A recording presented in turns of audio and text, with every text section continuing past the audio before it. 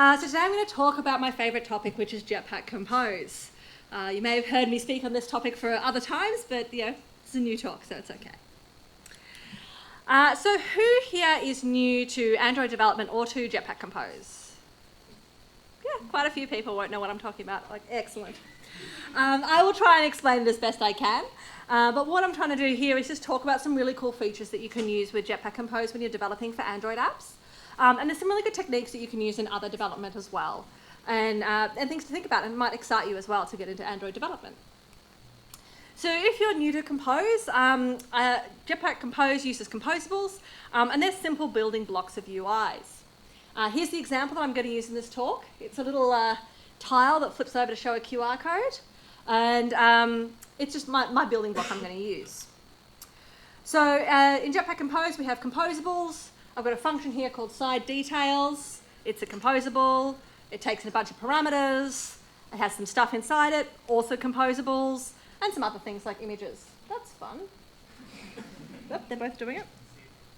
What are you guys doing? Oh, cool. Nice. Thank you. So we have a bunch of things inside there, some text, an image, etc. These things all equate to what's on the side of the screen. And there's a real delay there. Excellent. So what's a preview? Like I mentioned before, we're going to talk about Jetpack Compose previews. What is a preview?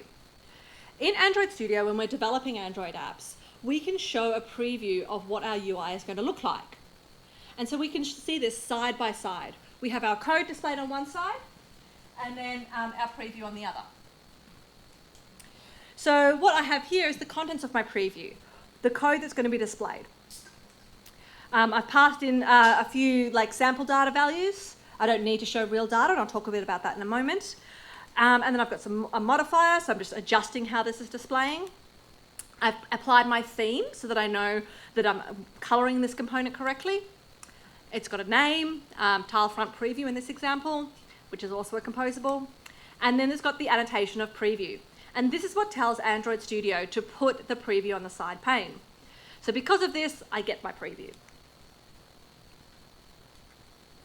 So why do we care about previews? Why is this something that we want to know about?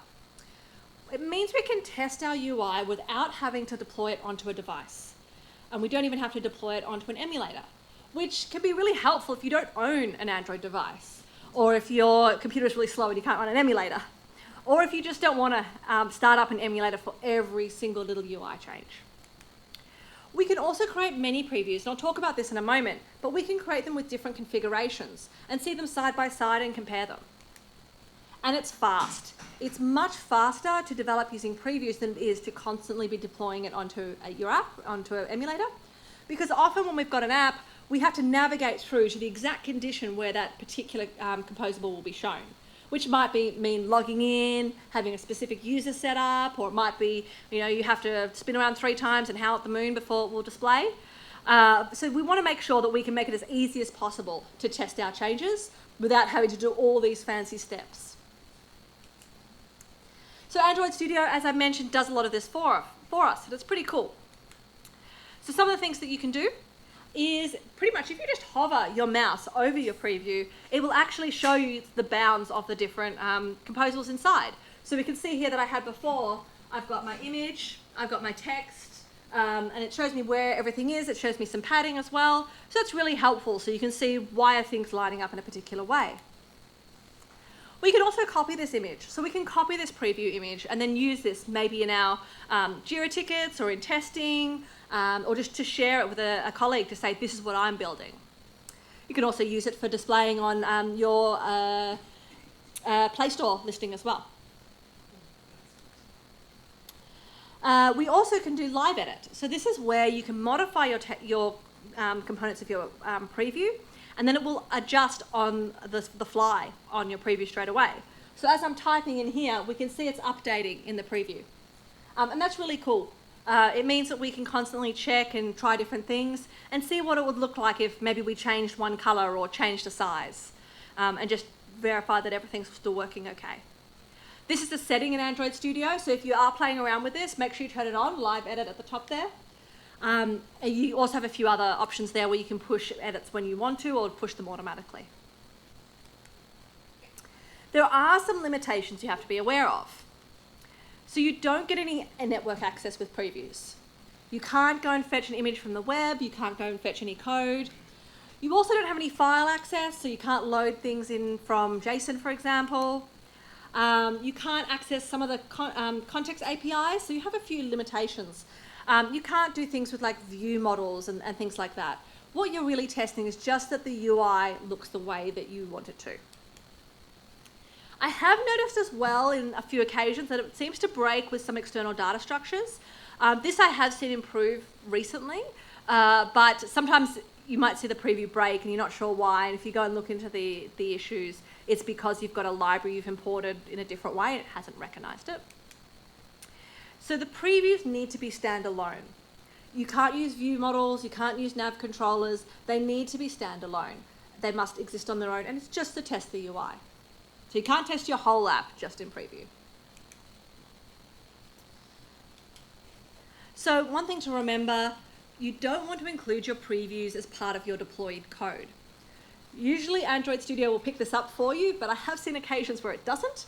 And if you've got especially some test data in your preview and you suddenly include that in code you're going to put in your app, you might get some very weird behavior or might show your user the wrong data.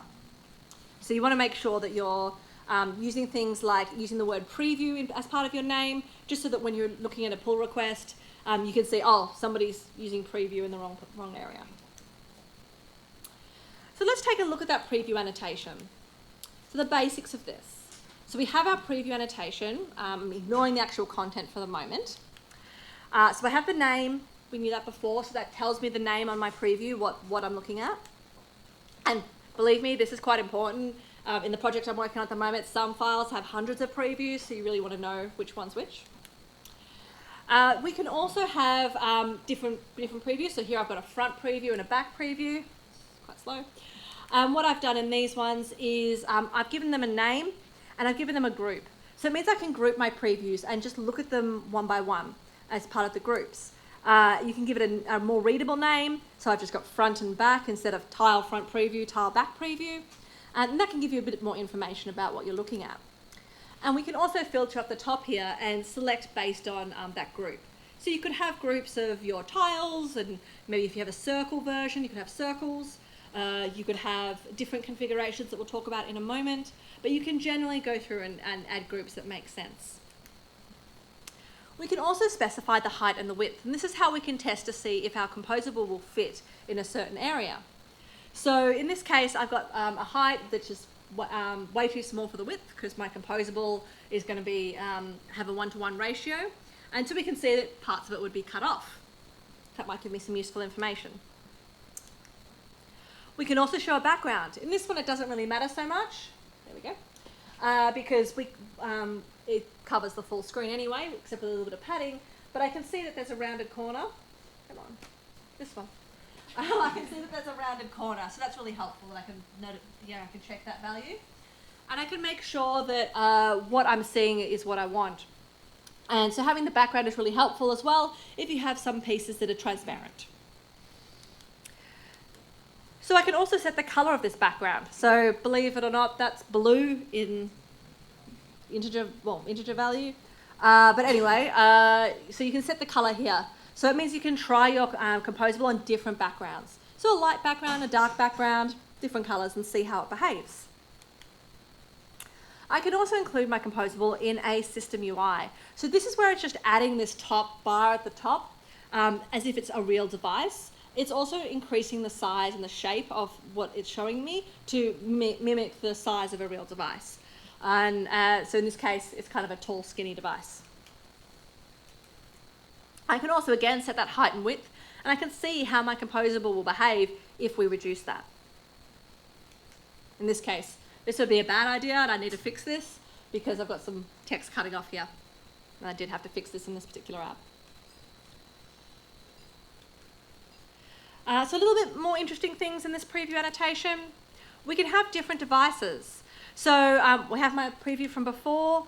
I can also add different font scales, for example. So I've got a regular one up here. I've got a font scale, a smaller font scale, larger and extra large font.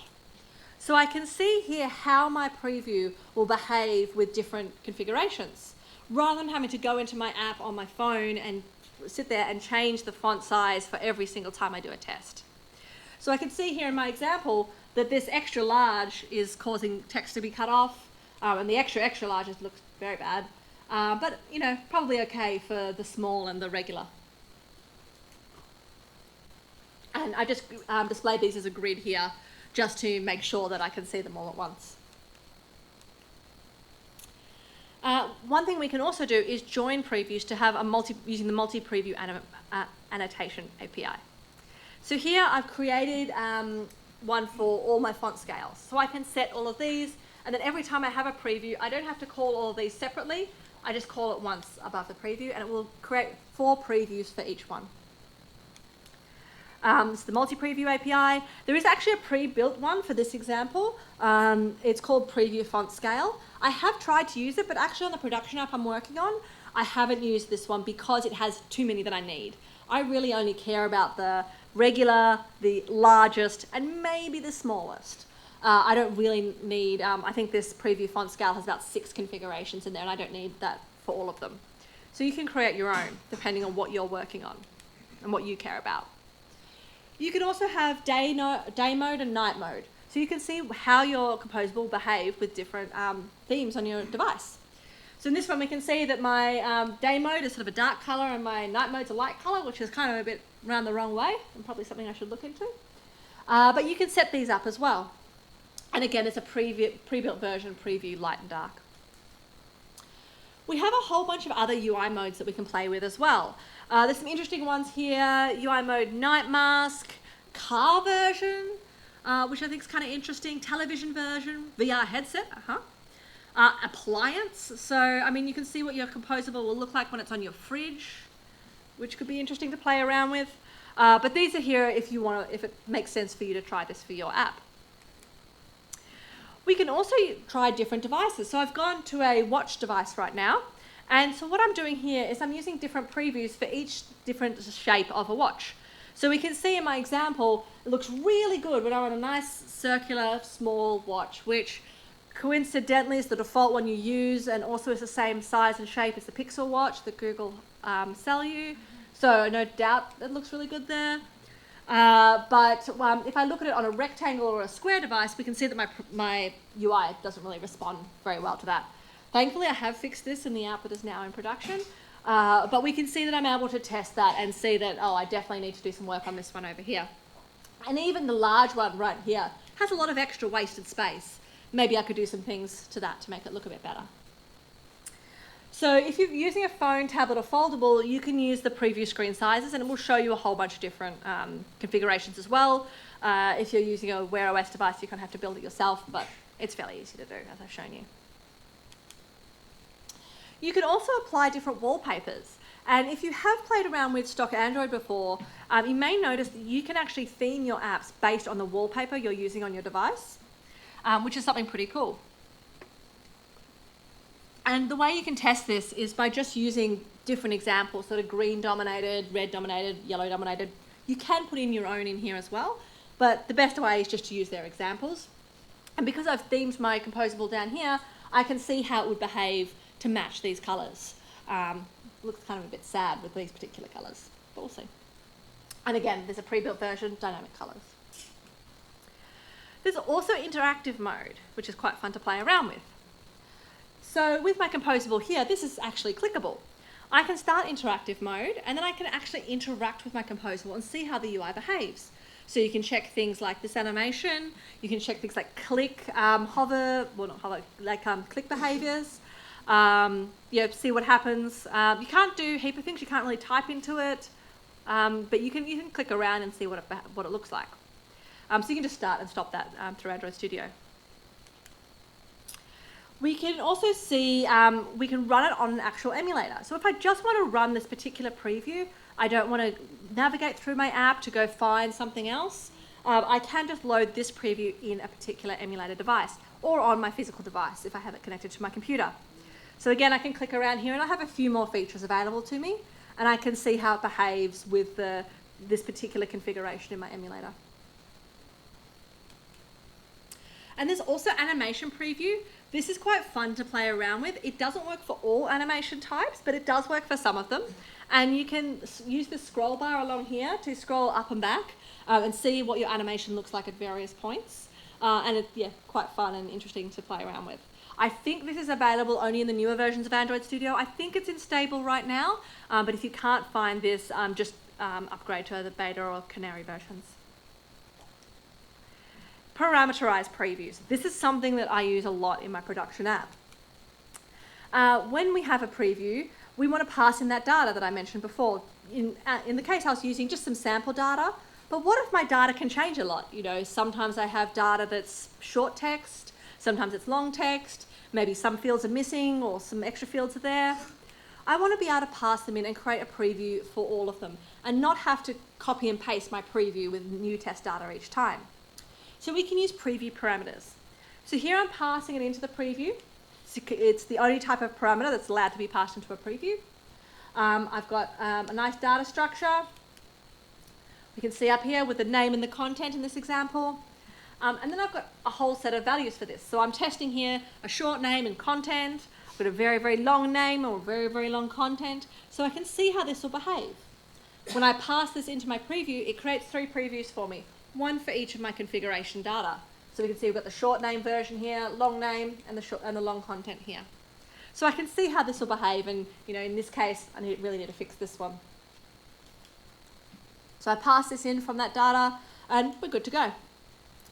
Now I can also pass in other things like colours to see what it would behave with different colour configurations. So we've got a colour blue here, and that works really well. But if you have played around with this, if you try putting in one of your material themes, it just won't work. You get this lovely error called composable invocations can only happen from the context of a composable function. And then you don't know what to do with that. And this took me ages to work out what was going on with this one. So the way to fix this one is using Kotlin functional interfaces, where you can create another data class of your configuration with your color.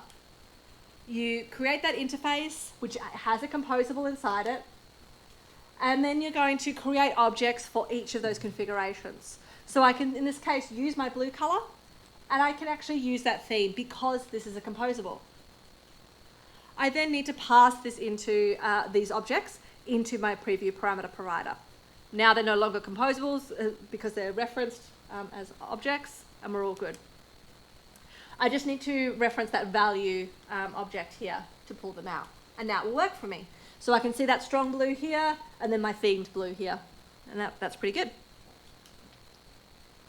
You can also hide code from your previews. And you might think to yourself, why do I want to do that? Kay's just been speaking all about how she wants to show exactly what she's going to show on the screen. Why would I not want to do that? Well, sometimes you might have something that comes from an internet resource. And as I said before, you can't download images, or you can't access the network.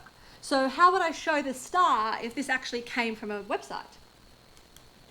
And what about analytics? So every time I click that, every time I show this one that has a clickable that might have some analytics in it, I get this lovely error, which is, there's a render problem with my analytics component, and that's really annoying. And these errors are fun too. Failed to instantiate a composition local, and that's a bit weird. And then you end up with this legal state exception. In the case of analytics, it was that the Firebase app is not initialized, but it's a preview. I can't initialize the Firebase app. So this took me forever to work out what the problem was. But what you can do is exclude those pieces of code that are problematic from your preview. So it's still there in the production code that's going to go to your app, but you've just excluded it or slightly modified it for the purposes of preview. So in this case, I'm using local inspection mode current. So if it's local inspection mode, that means that we're looking at locally, it's a preview. So everything inside here will be used in a preview. Everything inside here will be used in the real app. So in this case, I'm using that a static icon star, but in the case where I'm on a live app, I'll be fetching my URL image. So that's pretty cool.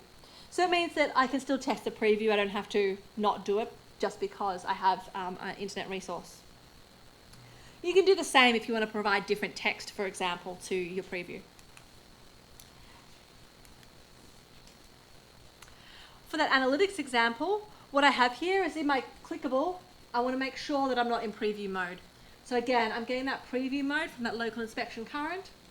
If we're not in preview mode, then yeah, I can call my analytics.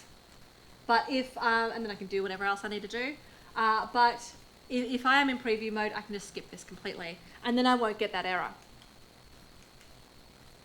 You can also, as I mentioned, pass in different data. So if you've got a view model, for example, this has a flow where you're getting some from a repository, database, something like that.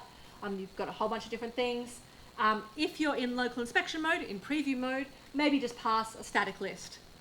So that means that you can just display the static list rather than having to have all of that data back in your preview. We can also test our accessibility using previews. So there is a UI check function. You can go and start this function and it will actually do an accessibility check on all of your different previews. So it's kind of doing similar to what I was saying before with the multi-previews. What we have here is we've got the different font sizes. We've also got different screen sizes. You don't have as much control over this. It's Google giving an idea of what it would look like. You don't get to exactly set the parameters you want. So it's not as useful for a day-to-day thing, but it is useful to check your accessibility. Because what it also, there's the light and dark. What it also gives you is it tells you if you've got a problem. So in this example, I've specifically picked grey, and it's because it's got an insufficient colour contrast ratio. So it's telling me that you should probably look at that. So you can try different things. It will tell you if things get cut off or if things are not visible, but it's a really good way of checking your accessibility. It doesn't take away from actually manually testing these things. I always recommend people grab your phone, listen to it using TalkBack and close your eyes and see what really happens. It's quite surprising, but it does give you a bit of an idea of what you might want to look at. There's also colorblind modes. So if you're somebody who has good vision and doesn't have colorblind issues, you can actually see what your app will look like in different colorblind modes. So you can go and see what it looks like. And it's quite interesting. I didn't know all of these versions existed. So I'm really quite surprised if I meet anybody with any of these different versions to see how they've seen my app. So you can go and check that as well. Got more than Chrome. Yeah. So Showcase. So you can showcase your previews as well. This is a library from Airbnb. It's using the annotation processor, and it turns your previews into browsable components. And this is a really good tool to use if you have a lot of previews and you want to share what they look like with maybe a designer or somebody else in your team who's not super technical and can't really run the app themselves. They can take a look at Showcase and see what you've been building and say that doesn't look right, or it looks really good. It generates all the different configurations we've talked about before, the text size, right to left layouts, different sizes, and it's really automated. So it's sort of a set and forget type thing, which is super helpful, which is really cool. So we can see here, so I've got a couple of previews in my app here. So here I'm navigating to the Showcase and I can see all the previews I've created. So I can go and take a look and see what they all look like. I can click and get some more details. I'll see them in different configurations. So we can see I've got grid previews. So I've created all these previews, but they've been automatically pulled up into this display. You can see as I drill into these ones, we've got dark mode, light mode, right to left, left to right, and I can see if everything behaves correctly. And so I could easily hand that to somebody who's non-technical to play around with. So steps to take a look at that one, just need to add the dependency, add a particular class to the root model, and call the activity. That's to do to make it work. It's pretty cool. And this is something you definitely want to only enable in debug. Don't let your regular users use it, because that would be very strange. So you want to make sure your chucker is debug around that. Now, snapshot testing. I'm not going to do a full talk on snapshot testing because I'll be here about 3 hours. I'm just going to touch on it briefly. Maybe in the future I'll talk about snapshot testing. But as a few people in the audience know, I've spent a lot of time on this, excessive amounts of time on this. So we need to think about first, what is UI testing? UI testing doesn't really test the visual aspect of a component. It's generally slow to execute. It requires a complex setup and may cost a lot of money to run if part of the CI/CD. And this is something we'll be asking the gentlemen later in their panel about why they might want to do some UI testing. But it's generally what you use to test things like interaction bugs, like scrolls and clicks and things like that. Snapshot testing, on the other hand, if you haven't come across it before, is where we're testing the visual UI. We're testing exactly what it looks like. We can get a visual diff between two versions. And it runs like a unit test, so you don't need to use an emulator. And it's a lot faster than UI testing, and it's not quite as fast as a unit test, but it's still a lot faster, which means cheaper. And you can test things like visual bugs, so your things like styling, your spacing, and theming. So you need to have kind of both of these things if you're going to make sure your app is well tested. So what are some of the visual bugs we can look for? We can have a look at it, see if any changes have come in from our libraries. We can look at things like styling, padding, margins, colours. We can look at some of the layout edge cases, like the long text and the constraints, internationalization, some of those accessibility things. All these things we can show in previews. So we want to make sure that we can feed our previews into our snapshot testing. What we want to do is record our snapshots, and then we want to verify. So every time a change is made, we just verify on those pre-recorded snapshots and see if anything's changed. We get that side-by-side comparison. So we can see in this example that I've changed a bit of padding going on here. I've changed some extra text. So I can see that there's something wrong and that I made a change. If I'm looking at this as a developer, I might say, yep, that's cool. Those are the changes I wanted to make. That's all good. But if I might not have planned on making these changes, and I can look at this and think, oh no, I've broken something. We can also put this into a CI build using GitHub Actions or other similar tools and get a nice little visual saying there have been some changes. You can check out the differences. You can show those differences to your local UI designer and say, are these changes okay? And then you can merge those changes in if they are okay. There are many libraries that do this. Here's just a list of just some of the ones I actually found a few months ago, so there might even be some more now. The one I've been using recently is Paparazzi from Cash App, which is really cool. And the best thing about it is that it integrates with Showcase. So the previews that I create in Showcase feed directly into Paparazzi, and it's all automated from there. We don't need to create separate snapshot tests. And there's one from Google as well. They've recently launched. We were waiting quite a while for it, and they finally did launch it, and it's not everything that I want, so that's a bit sad. But it's called Compose Preview Screenshot Testing. I think they should have come up with a better name since so many of these other ones have good names. But that's the new one that they've got. I've played around with it a little bit, but it isn't quite automated from the previews straight into snapshot testing. So for the moment, I'm probably sticking with Paparazzi and Showcase, but we'll see in the future. So now I've given you a whole bunch of things that you can go and do with your previews. Hopefully you feel inspired to kind of play around with some of these things and make sure your UI is looking really, really good. And so you have the power to make cool previews. So a whole bunch of useful links if anybody's interested.